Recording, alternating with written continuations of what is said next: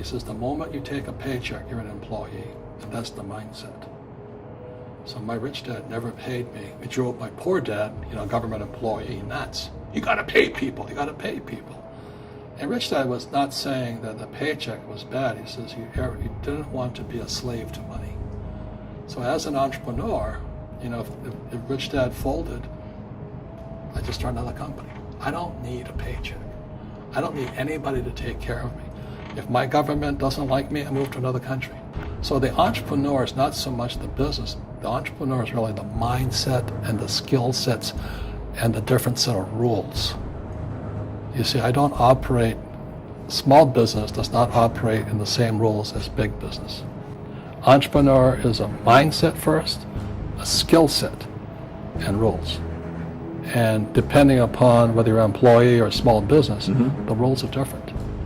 The mindsets are different. The skill sets are different. And that's why my rich dad never gave me a paycheck.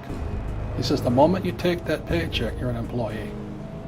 You've got to be stronger than that. It's about inside control. Stuff. The American empire is going down.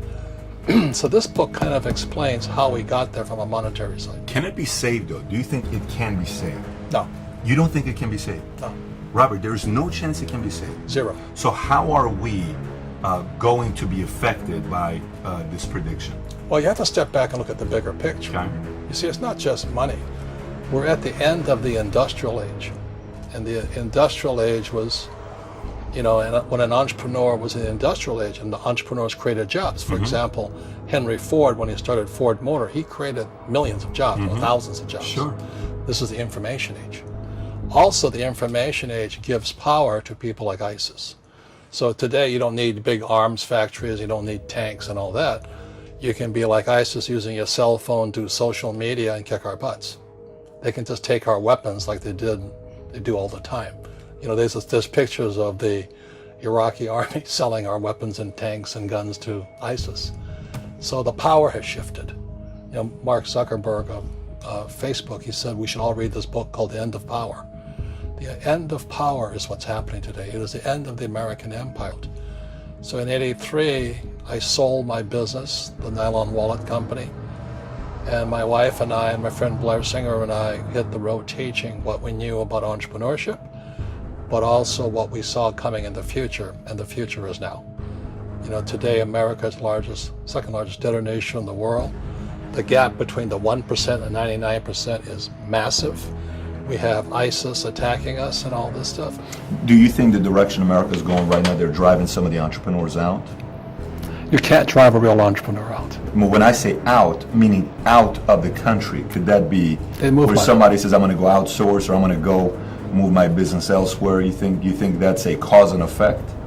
Could be, but I think they're just lousy entrepreneur.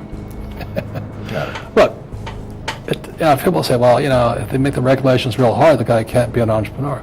Entrepreneurs have one thing in common. They keep going. They'll change the rules. They'll reinvent the rules. They don't just take one answer. So a real entrepreneur, it really makes no difference which country you're in. That's my belief. So, I love that. It's just a mindset. It's F you. You mess with me, I'll find a way around it. I have a friend, he's multi-family rich guy from France. And, France is as communistic as it gets.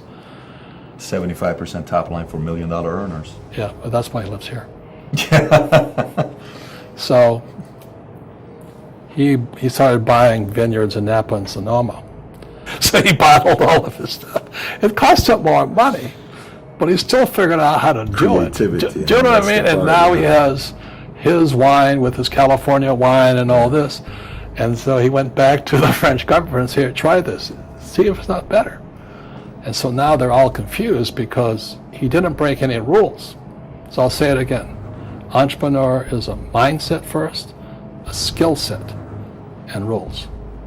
And depending upon whether you're an employee or a small business, the rules are different. The mindsets are different. The skill sets are different. So what you're saying is education, the mindsets can be taught, and if I learn the mindsets, and earlier you talked about, when I asked you a question about can somebody go out there and do something about this, there's got to be desire.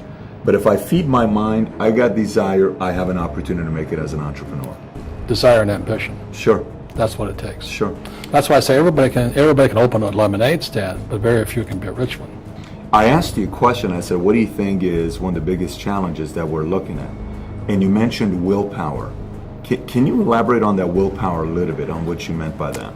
Yeah, it's also called the entrepreneurial spirit. Mm-hmm. But what we were actually talking about was there's no such thing as a bad economy. You know, there's the external, you and I, we all have an external economy, but we also have an internal economy. Mm-hmm. And the willpower is to change our internal economy. So for me, I can see the good and I can see the bad. I don't really give a damn because I'm going to be rich anyway. But a poor person with a poor personal economy, all they're going to see is a bad economy because they don't know how to make money in any economy. And a middle class person, they have a middle class economy. You know, what they want is a nice house and a steady paycheck and the job and the car. And so when you take their job away, to them, that's disaster. Well, since an entrepreneur doesn't have a job anyway, it's no big deal. So all I'm saying to people, and it's what Bucky Fuller taught me, is always two sides, you know what I mean? Unity is plural, at minimum two. So if you think the economy is bad, it's because your economy is bad. If you think that steady, employment is important, then you'll see an economy without jobs. Your economy. Your economy DNA versus the external economy. Got it. What you control versus what you can't control. I can control. Yeah, it's called an internal focus Mm-hmm. versus an external focus. Mm-hmm. So the real entrepreneur has an internal focus. But if they fall down, they say, "Oh, this is good, because I'm going to go up higher." You know, the average person will fall down and say, "Oh, I'm going to take some Prozac," or somebody has a mistake. Oh, the mistakes don't matter. Well, mistakes matter. It means you didn't know something. But a real entrepreneur, whether they fall down, they always can go up. They can stand back up and go higher. That no matter what happens to them, they get stronger and better and smarter. And we're encouraging people to consider becoming entrepreneurs. What could you say, if you could say one thing to somebody who's never been an entrepreneur and they're thinking about making the leap of faith into becoming an entrepreneur, what could you tell them? Well, I'll just tell them the same thing that happened to me. You know, my last paycheck, I still remember it clearly. It was one of the worst and the best days of my life. And I was in Puerto Rico. I was working for Xerox, and my boss gave me my last. It wasn't a paycheck; it was a bonus check. I think it was about $30,000, taxable. It's the only problem with that. So I got this check, and I went, "Holy mackerel!" You know what I mean? So I was excited, but I was also disturbed. And so this other guy comes up to me. His name was John, and John says to me, he says, "You're going to be back." I said, "Why?" He says, "Because you're going to fail." I looked at him and said, "Look." Few expletive words, because that's what he did. He left Xerox, failed, and he came back. And I said, "Look, you failed and you came back, but I'm going to fail and I'm never coming back." And that's the attitude. Do you know what I mean? Absolutely. If you say, "Well, if I fail, I'll go back to mommy and daddy," then that's what you'll do. So if you fail, that's when I became an entrepreneur, because I had no money. I had no money for years. I didn't have a paycheck.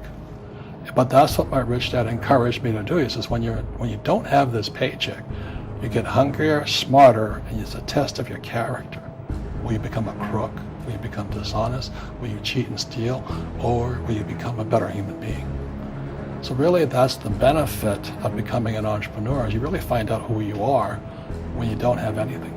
If you're an entrepreneur and you're going to be a big entrepreneur, leadership skills and communication skills are more important than a law degree. You see, debt and taxes make the rich richer, and debt and taxes make the poor middle class poorer. And that's what I cover in this little book here. See, when you look at history, anytime a country printed, they corrupted the money supply, the empire collapsed. So the Romans tried it. Mm-hmm. It was called debasing the currency. Debasing means they took a silver coin and they mixed base metals like nickel and copper and those things inside. America started doing the same debasing in 1964. So when you look at our silver coins, in 1963 they were pure, not pure silver, they were silver. And in 1964 you go, "Oh, what's that little copper tinge there?" That's debasing. So throughout history, Anytime a government has debased or printed their money, the economy eventually collapses. So the Romans tried it, Zimbabwe did it, the Germans did it, Milosevic did it, China did it. So every time they print money, history will tell you the same thing. Robert, simple question. Can anybody become rich? I believe so. So this is what I believe. Sure. In every one of us is a poor person. There's still a poor person inside me. I still go to the supermarket and say, oh, Crest is on sale or Colgate's on sale. There's also a middle class person. And the middle class person wants security. They want that steady paycheck. And there's a rich person. And they're all inside of us except that it's not taught. You're taught to go to school, get a job, and get a paycheck. You're not taught to how to get rich. If you read Rich Dad, Poor Dad, my rich dad refused to pay me. He said the paycheck was one of the most damaging things you can take in your life. But what they teach you in school is BS. It's watered down. It's not appropriate for the real world. It's good if you're going to be an academic like my poor dad. They have all the facts and figures, but they can't do anything. But when I make $1 million, I keep $1 million.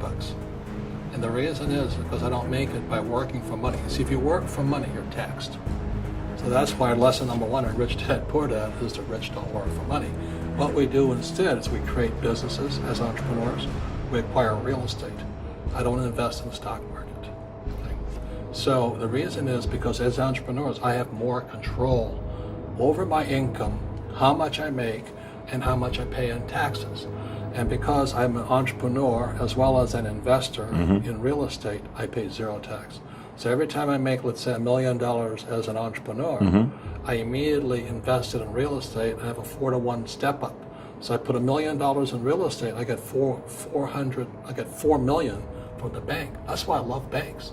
But the banks are screwing everybody else. Terrible. But it's good for me. I think education is more important than before. It's just obsolete. There's Moore's Law which states information doubles every 18 months. In other words, everything's obsolete 18 months. So, and this is just a recent phenomenon. So when you come out of school, you're already obsolete. And that's why I'm the old guy, I meet my friends who went to Harvard. I went to Harvard. I said, yeah, that was how long, 50 years ago?